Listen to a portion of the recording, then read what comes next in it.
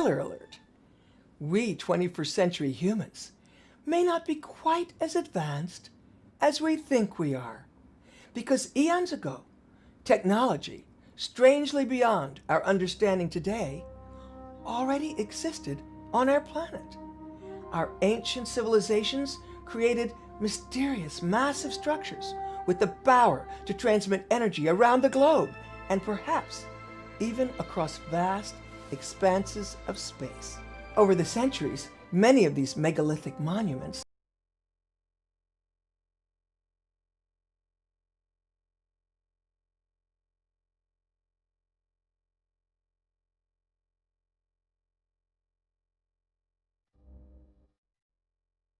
On June 13th, 2012, I was in Turkey at Göbekli Tepe. This was a 10,000 BC construction, hugely enigmatic. Who built this strange place? Why? These pillars, 19 feet tall, weighing tons, with animals either carved on them or somehow carved in 3D. And at that point, the German archaeologists had only been able to excavate about 5% of what they knew from deep ground penetrating radar, that the pillars went on and on for 30 acres underground, that the entire place had been buried about 1,000 years ago.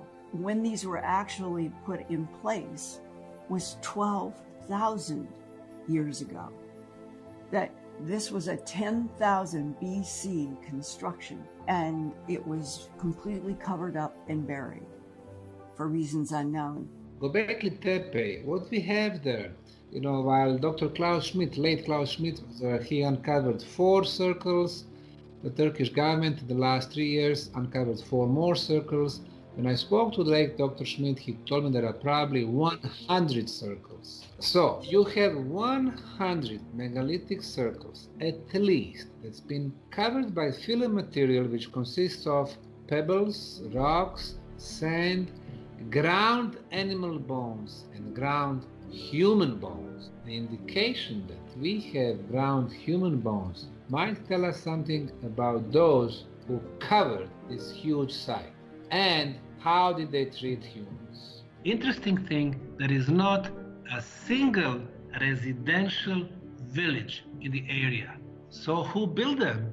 What was the purpose? When you look at the sites of Göbekli Tepe and why the people buried it, and it was very clear that they buried the site over and over, this must have taken them forever to bury. So it makes no real sense if it was something that was done quickly. So this was prepared, and if it was done fast, you have to realize that they must have used some technology that is forgotten today, because to move so much material in such a quick manner requires technological advances that we don't have anymore. So if it was done over time, however, how could this be explained? Could it be explained through the fact that they already had some knowledge about the future, that they foresaw what could come or what was coming? That's another possibility as well. That site is obviously clearly showing some similarities with other sites or pyramids that were buried in India. They buried many sites the same way, under sand. If you look at the potential pyramids of Alaska, first of all, that pyramid itself, while being underground, could have also been buried under ice and snow. So it's not clear as to know how old this pyramid is in correlation to Göbekli Tepe. In my opinion, that site is more ancient than Göbekli Tepe even. A man named Doug Muchler, who had worked in counterintelligence in the Army at Fort Richardson in Alaska, calls me up and says, when I was at Fort Richardson in 1994, 40 of us sitting around in a room after dinner, and we had in-house piped in television. And he really wasn't sure what the source was, but he thought it was one of the stations in Anchorage. And he said, there was a documentary about a Chinese underground nuclear test in May of 1992, and that seismologists had been able to use this underground Chinese test, and that the result was that they had pinpointed a huge pyramid underground about 60 miles west of what was then called Mount McKinley, today is Mount Denali. and that the men in the room in Fort Richardson were fascinated that the scientists in the documentary said that they wanted to do excavations to find out about this big pyramid. And when the program closed, Doug Muchler, who worked in counter intel, was so fascinated. The next morning, he called down at one of the stations in Anchorage and said, I want to get a copy of videotape of what you broadcast last night about this underground pyramid. And whoever he was talking to said, come down, fine. Doug Muchler went down to the station, asked to see the general manager, explained what he and these guys had seen at Fort Richardson, and that he had called for a copy of this documentary. The general manager at the time told Doug Muchler, we didn't broadcast any documentary about any pyramid underground in Alaska. Confused, baffled, in counter intel, and automatically and immediately suspicious, Doug Muchler starts to return to the front door to leave the station. Somebody he assumes is an engineer in the station approaches Doug Muchler and said, I overheard your discussion, and I just want you to know, yes, we did broadcast a documentary last night about a deep underground pyramid. And the man said, you're right, you saw it. There's nothing I can do. And walked away. And so it was fascinating to me that I would get an email following up the report and asking if anybody had seen this documentary. And here is the email from a man who would only allow me to call him John Smith, who identified himself as a 46-year-old adopted son of a retired Western Electric engineer who allegedly, between 1959 and 1961, had worked underground 700 feet on what was called a dark or black pyramid. The son said in his email to me, I was instantly reminded of the stories my father told me. He was a World War II Navy veteran Seabee, and after the war, he earned a degree in electrical engineering and later got another degree in physics. He was recruited by the military to join a group of other experts to study and work in an underground structure in Alaska they called the Dark Pyramid. He's spoken numerous times of how seriously the government took this project and the steps that he took to keep it secret. He said it was a study of energy distribution, and Western Electric, that this father went to work for, was involved with starting the DEW line, a system in Alaska that would be able to detect any intercontinental ballistic missiles coming from the Soviet Union. That's why Alaska was important, that they had discovered this black pyramid with the base 700 or 750 feet underground, coming up to a vertex that was 150 feet below ground. His father spoke numerous times of how seriously the government took this project. If this pyramid allegedly found in 1992 is true, our government may have known about it far earlier than that, according to his father. So when did they discover this? The father was able to say the military had come to Western Electric and recruited him to go on a special project to Alaska. They were loaded up on a bus that had solid blacked out windows except for the driver. They were not to have any information about where they were going. But the father had a compass that he wore around his neck that apparently they didn't see in his jacket. And as they drove on this bus from Unalakleet, the father kept looking at the compass and knew that they were going east, that they had ended up approximately 60 miles west of what was then Mount McKinley, today Mount Denali. When they got to this site, the father said that there were elevator shafts that had been built that went straight down.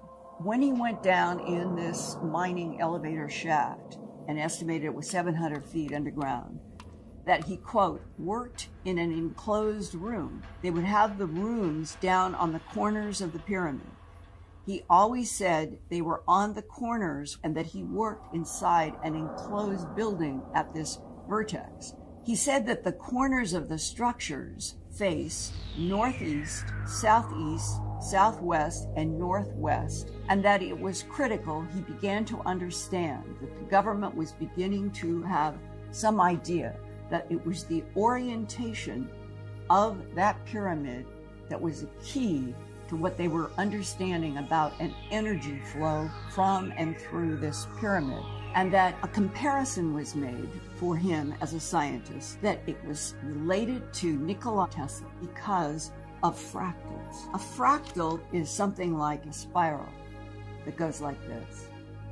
And that spiral is a fractal that is mathematically guided in nature, and that is the spiral of how ferns grow, how leaves on a tree grow. It has to do with a fundamental geometry, kind of a baseline engineering structure in our universe. And that it was the shape of the pyramid that was the perfect structure to create fractals if the fractals are related to somehow enhancing an electric energy flow from these wires at the bases of the pyramid that were not hooked up to any power station. Through my research all over the world, I've learned that the ancients built the oldest, the biggest, and the most superior pyramids with the perfect orientation to the cardinal points, east, west, north, and south. When I say north, I mean cosmic north, geographical north, not magnetic north, which really moves every year between Canada and Siberia. For example, all Chinese pyramids, 250 of them, are oriented to the north. Cambodia, Koh Ker Pyramid, north. Gunung Padang, Indonesia, north.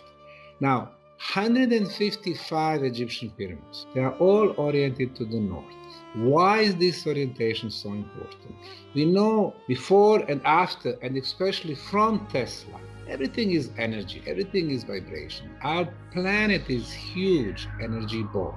You have energy ball, you have movement of the energy, and two strongest energy flows on our planet, north-south, east-west. You build four-sided pyramid, perfectly oriented, it automatically initiates the movement of the energy within the pyramid. Especially with the new discoveries of now pyramids we found underwater, like Portugal, like when the Portugal Navy discovered this 60-meter high pyramid that's 8,000 square meter wide, and it all looks so orientated towards the cardinal points. So it's a very clearly defined pyramid that was not speculated over by some amateur archaeologists or anything else. It was the actual Portuguese Navy who discovered it. And again, this pyramid could be probably about 20,000 years old. So the civilization that built it was obviously before the last ice age. And then off the coast of Japanese island of Yonaguni, they showed not one but 13 underwater cities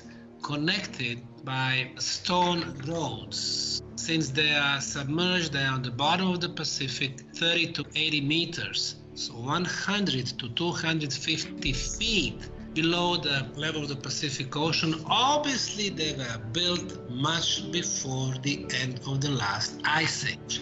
If you look at even on Google Maps, you can see there are some other pyramids off the coast of Alaska facing towards the cardinal points in the ocean. It's been alleged that there are some lines on the ocean floor that lead towards these kind of pyramid structures. And I think that that's one out of many structures linked to supplying energy to these weird civilizations that may have come from the sky. We have to rewrite all the books about history to highlight those events because we don't know half of our history because it disappeared. The father said in Alaska they were working underground on some kind of energy distribution or acceleration. He knew they were trying to get energy to go through the corners of this big pyramid and up through the middle of the pyramid and to try to multiply and accelerate the energy. The father did not know what the basis of knowledge of the government was on why they had this plan that if they could somehow unite something in the orientation of the four vertices at the base of the pyramid, that they would be able to generate a strong current going through the middle of the pyramid up through the top vertex. The father said he did not know where this technology in the pyramid came from, and that authorities kept him blindfolded both physically and metaphorically, along with the other scientists that were working on the pyramid. They were not to know what any of the other scientists were doing. He knew that he was working for higher ups, that the correspondence was from the Pentagon, that he would have mail that would come with a confidential stamp on it, and that those confidential mailings to his father, who worked in this underground pyramid from 1959 to 61, that by the 1980s, his father was still getting the same stamped confidential envelopes from somebody in the government. Now, one of the most interesting things that the son heard from his father was that the pyramid shape was the perfect structure to somehow enhancing an electric energy flow from these wires at the bases of the pyramid that were not hooked up to any power station. The ancient builders were using pyramids as the most powerful machines that's been working for, according to the radiocarbon dating, for 29,200 years. Pyramid is very complex. We discovered that, number one, the shape of the pyramid is the best amplifier. It simply amplifies the natural sources of energy. Under the Bosnian Pyramid of the Sun, we have several forms of energy. We have huge iron plate or iron ore. Iron generates electromagnetic field. The pyramid amplifies this field. Under the pyramid, about 70 feet below, we detected underground water flow. Water moves, it releases negative ions. The pyramid amplifies those negative ions. So we have a huge concentration of negative ions in the pyramids and the pyramid tunnels. During our excavation process, on the pyramid walls and in the pyramid tunnels below, we are discovering a lot of quartz crystal. And quartz crystal has the ability to transform one form of the energy, for example, electromagnetic field, to another form, ultrasound. And we do measure frequency of ultrasound of 28 kilohertz. This is known as the levitation frequency.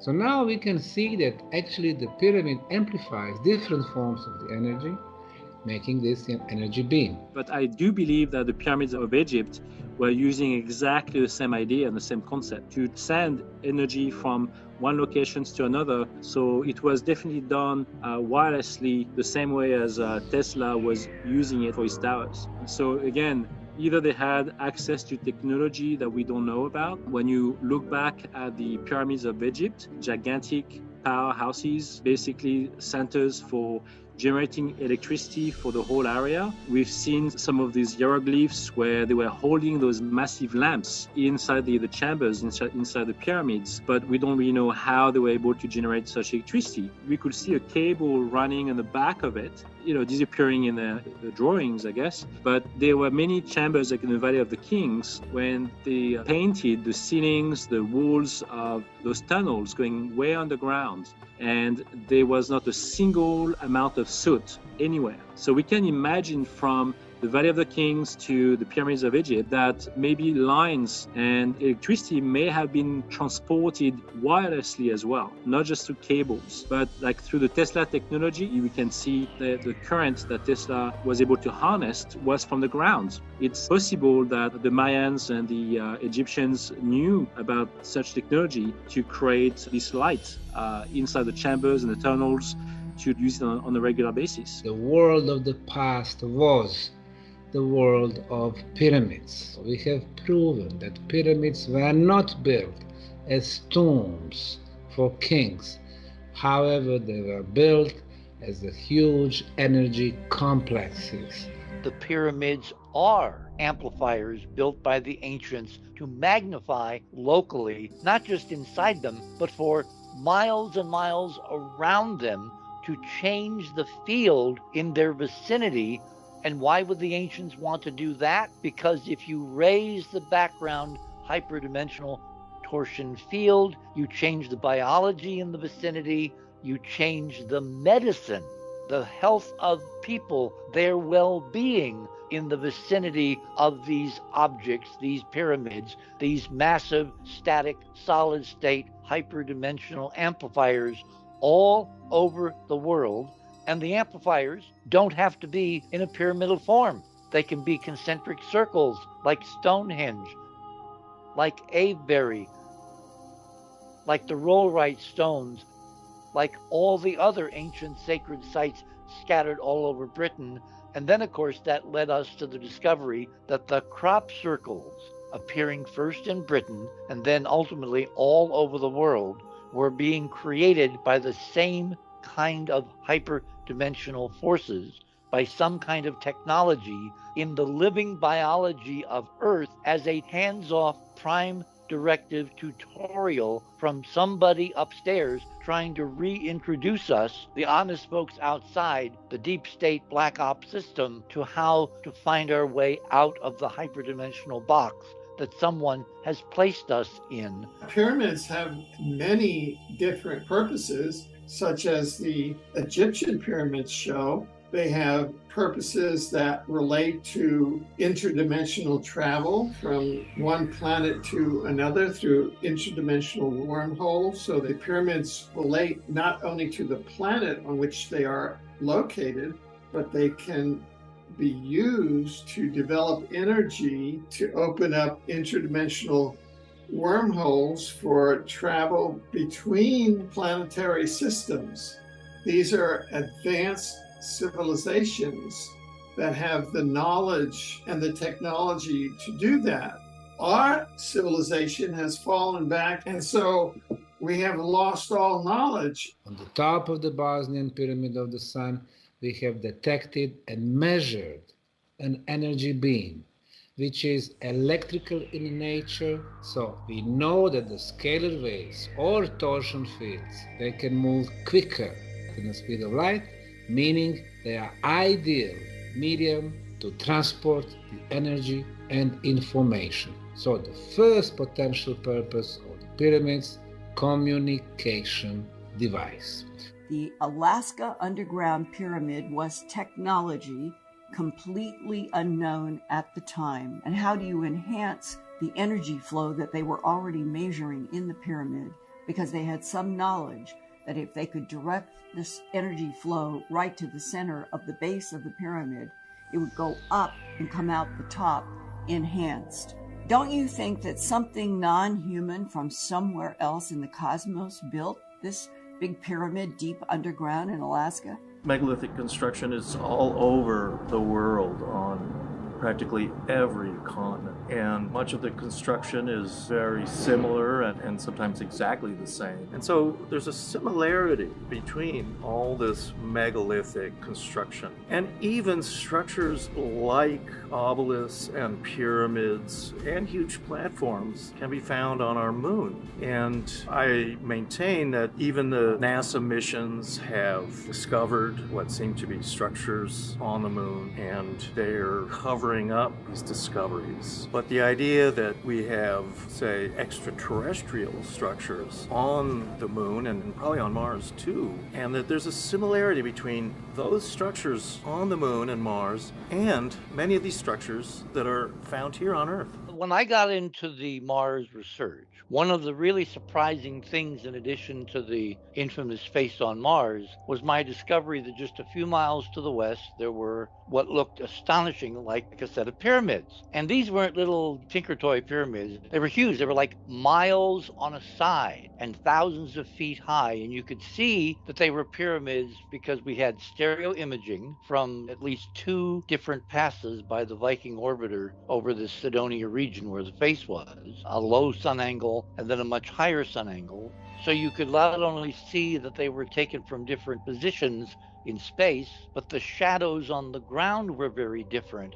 So you could reconstruct the 3D morphology of what you're looking at down there from the shape of the shadows on the ground. And the really amazing thing was that to the west, there was this very geometric, very city-like, very organized, geometric array of pyramids. And that instantly bumped up my curiosity because I've always been curious about the pyramids. You know, what were they for? Why do they look so similar everywhere in the world when ostensibly, according to mainstream scholars, people didn't really get to travel between different parts of the world thousands of years ago? We know that that's not true, that there was a great deal of terrestrial travel, but much further back than some of the historians have placed it. So you find pyramids on another planet in an architectural, artificial complex. Your first question is, what were they doing building pyramids, and pyramids on such an extraordinary scale? And the ones at Giza, the most familiar pyramids on Earth, they're about 1,000 feet on a side. Well, these are like 5 times bigger, 5,000 feet, a mile, maybe a mile and a half. The face itself is like a mile and a half long and 1,500 feet high. So everything on Mars was much, much bigger because the Martian gravity is lower. You could build bigger things more easily in a lighter gravity. But still, why pyramids? What was so special that now you have the same shape, the same geometry showing up on 2 totally different planets? Well, it didn't take very long until we discovered that the math and geometry that connected the pyramids and the face were not just any old math and geometry, but in fact they were connected to a physics.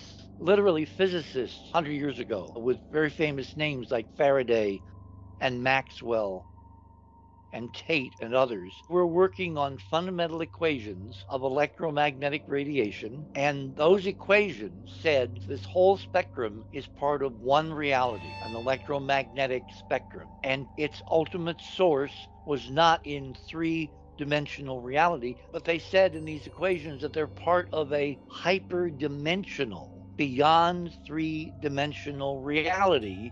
And then they laid out equations that allowed you to work out how from that higher level reality you could get some manifestations of electromagnetic interactions here in 3D. And lo and behold, in the geometric layout of these massive pyramids and the face on Mars, we found exactly the same hyperdimensional geometry connecting in these equations on Earth 3D reality with a hyperdimensional reality. It now was obvious that whoever built this stuff on Mars at Cydonia with a humanoid face in the middle of it, looking up into space, visible from anybody who would send a spacecraft from Earth wandering by millennia or millions of years later, that their overriding message was, this is about you, you know, you and us, we're the same. And number 2, because of the geometry and mathematics, that there was a physics here, the literal physics of reality, the physics that, you know, obtains whatever planet you're on. This physics overrides everything, underpins everything. And if you figure it out, you will have ultimately how to transition from 3D reality to higher level realms. And that gets us instantly into very metaphysical stuff like what happens before we're born and after we die? I mean, do we really live in another dimension? In other words, these are huge existential questions, all coming back to the fact that when we finally got decent images of this little place on the northern hemisphere of Mars called Cydonia, right next to a human-looking face, which screams humanity, there were a whole bunch of pyramids, very much like, only on a much bigger scale than the pyramids we find all over the Earth. And these, of course, are all laid out in my first book on this, The Monuments of Mars, A City on the Edge of Forever. We can hypothesize that they were interconnected in some way, that they were of the same solar system civilization. And we were hypothesizing that the Alaskan Pyramid was part of the verdant Earth interplanetary solar system civilization that included pyramid-based interplanetary civilizations on Earth, Mars, Tiamat, and Venus. Now, this is all a hypothesis that about 705,000 years ago, either through war or a solar system catastrophe, Tiamat was pulverized and is now the asteroid belt.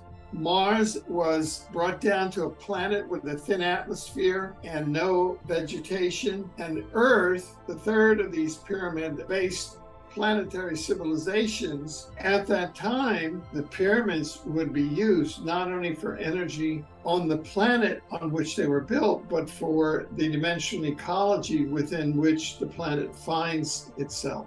So these pyramids are advanced interdimensional machinery for navigating universes. Most of the technologies out there used to build the pyramids were definitely aliens. At least the notion of using frequencies to move rocks or levitation was certainly one of the main tools for all of these sites. So it was the shared common knowledge without traveling from one place to another, maybe by using spacecraft. They may have told them how. But even the sites in South America or Central America, they still don't know who built them. After the cosmic accident, the beings, they ended up on our planet. They could not repair their spaceship. They stayed on our planet, continuing the tradition from their own planet, building the pyramids. So it seems really that our planet has such a strong connection to the cosmic bodies. Something must have happened that was of significance for them to be always looking up to the sky. I mean, when you look at Nazca, which is, by the way, the second driest place on Earth after the Gobi Desert, and this place has those lines on a 50-kilometer long plateau that depict different types of animals and insects. And all around this plateau, the local mountains are being shaved off, and they have runways built on top of them. And the stones coming from these mountains are being removed and taken out of sight. We don't know where the stones went. In fact, there'll be no trace of those stones found locally. So we don't really know where the stones were sent to what purpose. There are also some holes found on those adjacent mountains that were dug for like mining.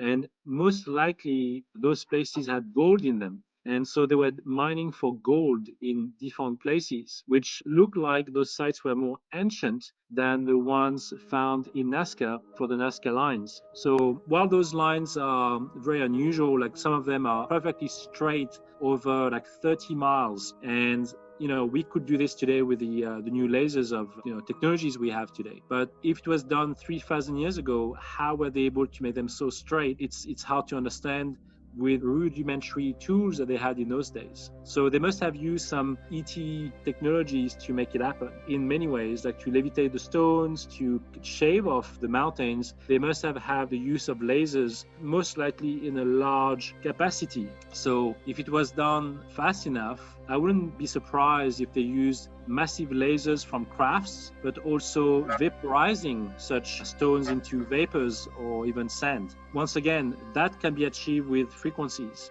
but it requires like a huge amount of energy to achieve that goal. So I don't believe that the people in those days were able to do it with the tools they had to their disposal. So they had to have more advanced technology, laser-based technology, the levitation forms of transportation. So for them, I don't think that 1,000 tons or 500 or even a few thousand tons were the problem. They could maneuver with huge quantities of material. The reason why the secret space program exists is to harness and retrieve all these ancient technologies on the planet that are left behind and learn from them or reverse engineer all of that. I don't believe the US military has the knowledge to duplicate what has been done in Alaska, but the electrical charges that we can benefit from using those equipments, pyramids or not, it's something that's already there. We already have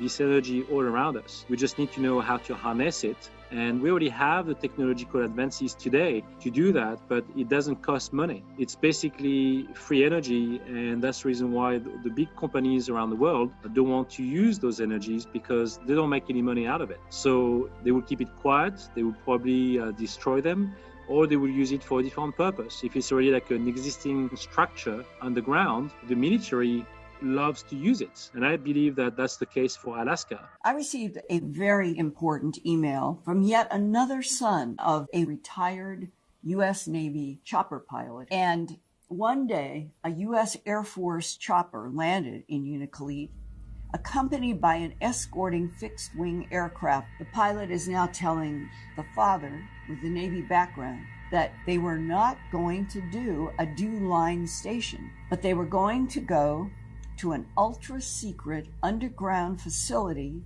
that was every bit as hush-hush as the Manhattan Project had been.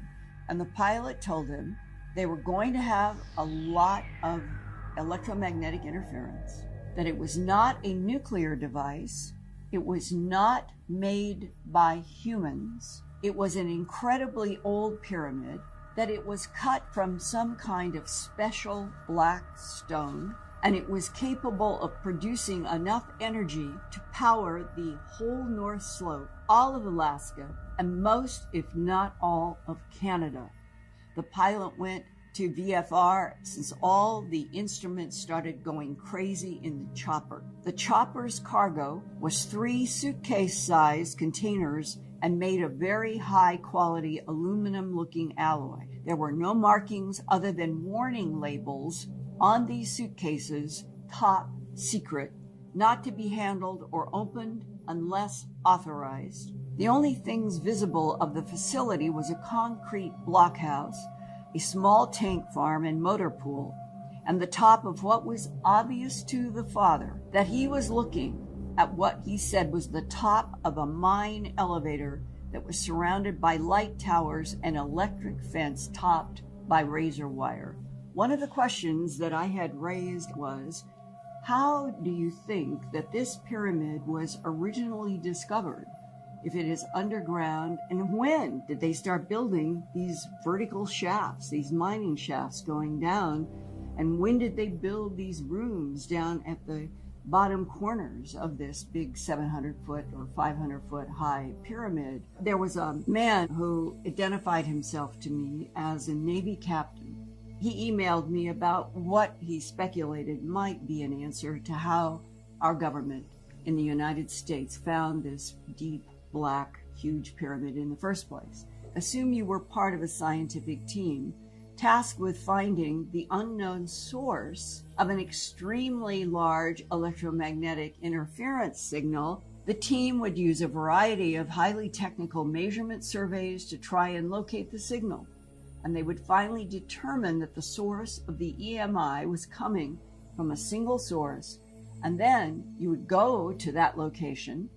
There would be nothing there, so what would be the next step? It would be the Department of Defense would tell that military unit, you start digging. We're going to find out where this big electromagnetic interference is coming from. And this makes sense that that's how they would have discovered this large underground pyramid that caused the helicopter to have all this electromagnetic interference. The implication is that that big pyramid was still operational in some way. It was still giving off energy that was causing some kind of interference with the electromagnetic grid that is around our planet, helps keep solar radiation from hurting us.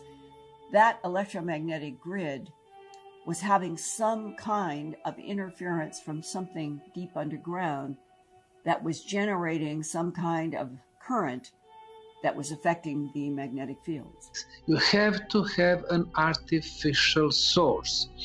Now, what we can see, of course, you have electromagnetism, and during the archaeological digging, we've been finding so much quartz crystal on top of the pyramid, on the sides of the pyramids. Inside the concrete, you can see in the cracks in the concrete blocks, you can find the pieces of quartz crystal. We are finding it in the underground tunnels. So, of course, electromagnetism, hitting the quartz crystal, piezoelectrical effect, you have mechanical waves, or in our case, ultrasound. So the ancients were so smart, they were using all these natural elements. They were probably adding some. They placed the pyramids above underground water flows. Water moves, releases negative ions. We have water flows under the ground, not only on one, but on several levels. Meaning, between the water flows, electricity is being generated. There are basically powerful energy vortexes you can detect through the landscape as well. Like in Sedona, in Arizona, you can see the trees. They are called the corkscrew trees, and they are twisted. And People assume that those trees are being twisted by an underground energy that radiates to the ground, and a lot of New Age people go there and worship the place and go there on retreats, and there's a lot of UFO sightings and UFO enthusiasts, going to these places. But, same thing goes with Giza, with Mount Shasta, with many sites around the world, to be honest. In Alaska, this pyramid, our government knew, could generate enough power to power the entire nation of Canada. Is it operating today? Is this energy just seeping out into the Northern Hemisphere? Did somebody figure out a way to shut it down? If it is still there, what is the relationship between that big, dark pyramid and maybe 100 underground pyramids that are yet to be discovered? A few years back, a young guy in Quebec found a hidden city in Mexico that was hidden, I think, on the border of Belize. And this pyramid was part of a constellation with 3 stars. So they were basically looking for stars. In fact, all of the sites around the world were built to do with the stars and the constellations. So in relations to the different constellations out there, like we know, for example, the pyramids of Giza were built according to the Orion constellation. The same thing happened for the Mayan pyramids too. In fact, all of the cultures around the world, like even in the Namibians pyramids, were also built according to the stars. All of them were built for astronomical purposes. What were pyramids in and of themselves? Why was the pyramid shape important that we'd find it on 2 separate planets? After all those physics experiments and documenting that pyramids are basically hyperdimensional amplifiers of an unseen energy that runs the world, runs biology, runs consciousness, runs everything that we think of as reality. We then found, because of NASA's current rover mission to a crater on Mars called Jezero, another set of astonishing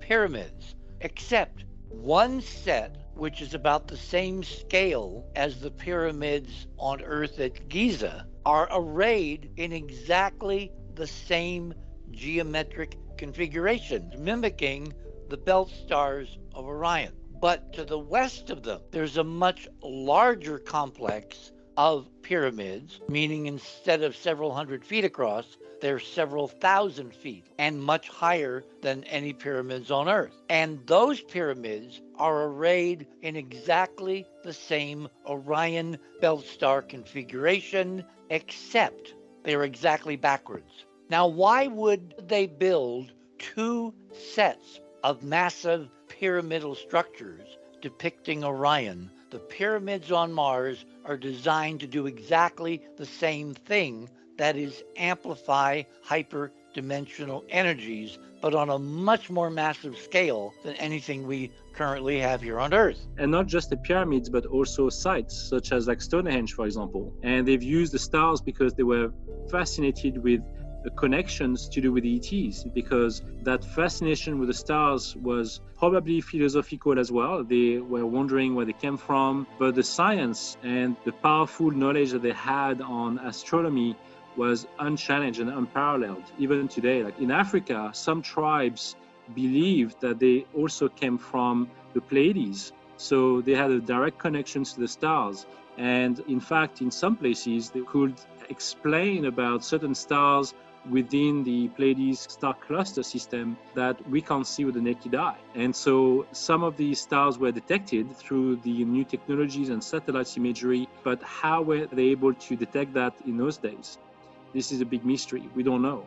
If we could go back 1,000,000 years, that there may have been non-humans terraforming and working this planet, knowing how to work between a pyramid structure on top and a pyramid structure below, and that there is a grid, and that once all of that was in place by intelligences who understood the relationship between a pyramidal shape and the orientation on this planet to specific north, south, east, west angles, automatically generated between the magnetic fields of the Earth and the pyramid a flow of energy that could be accelerated and increased, that the pyramid and the pyramid only could provide, that whoever made this pyramid understood. It's most likely that there were pyramids built on Earth that we haven't discovered yet, that were probably potentially even millions of years old. However, we are getting into the new era. It's not only the mainstream scientists who work on these sites.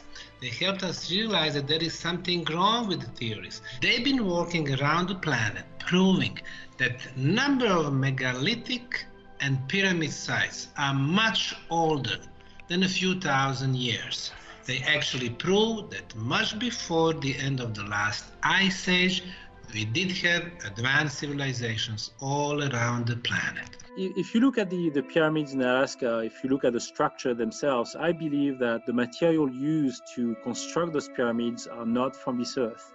I think it was brought in, and in order to achieve the energy conduction that they have, this is not something that you can create or make from Earth. It has been brought in. It's a black stone that is super conductive, and it's not from this planet. The cultural heritage of the world belongs to all of us. They found the proofs of ETs, they found thousands of artifacts. Why would they hide them? This is our history. Let's talk about it. Let's see what we can learn. It has always been about the energy for the ancients. But their concept of energy was much more advanced than ours. Look at what we do. In the last 300 years, coal industry, oil and gas, limited resources, nuclear technology. You go from Chernobyl to Fukushima and back, it's still radiating and poisoning us. Instead, the ancients were using the shapes, pyramids, energy potent places, different form of natural resources, and they were getting energy which is unlimited, clean, and free. As we're getting to the middle of the 21st century, the planet is suffering from an increasing warming climate. We are still dependent upon fossil fuels in oil and gas. Is it our future to find a way to activate a grid and finally tell the whole world, this is how we can live going forward on the Earth, and this is how we can control global warming, and this is how we will end the fossil fuel age? It's so tantalizing to consider the possibility that on our planet, that something extremely advanced and extremely ancient, like the Dark Pyramid, would be able to power the entire Earth. The implications of these basic questions literally are civilization changing. And the only problem is who's currently in charge of civilization doesn't seem to want to change very much of anything. And so it's up to us to figure out how to do it independently, separately, without governmental support, and simply change it ourselves. The would-be leaders and rulers of this world owe their power to their monopolies over energy, transportation, pharmaceuticals, medicine, etc. They realize that if we understand that there are alternative species out in the universe, then there are alternative energy sources, transportation sources, and it might upset their monopolies. We are rediscovering history, especially using alternative energies. When you think about technologies that may come from aliens, we probably would have to understand that those technologies will bring us to the next level of consciousness. And I think it's very important to know that it's already happening. We are definitely seeing this change in consciousness, that people are now open to the alien entities. They are open to the alternative energies. They are embracing it without questioning it. We can see that through the use of batteries from Tesla. We can see it through like wind power energy, solar panels. That's just the beginning. Once we understand how the pyramids were built using frequencies, and we know that scientists today have discovered through quantum computers and frequency generating equipment, we can reshape water particles. We can levitate objects through frequencies. We know that. That's already in our hands. We know that's possible. So I think we're just at the frontier of changing the way mankind is going to be living on this planet, and then potentially moving off planet using exactly that technology. And the sadness is that the cover-ups, the denials, the policies of lies about what our government and other governments probably know versus what is allowed to be shared with scientists and the public. The disconnect is still so huge. Until we can bridge that gap, it's my personal opinion as an investigative reporter for 4 decades, our planet is going to continue to suffer, and the entire population of this earth is going to be disabled when it's very possible that right under our feet could be the power system that could keep this whole planet going without any contribution to warming.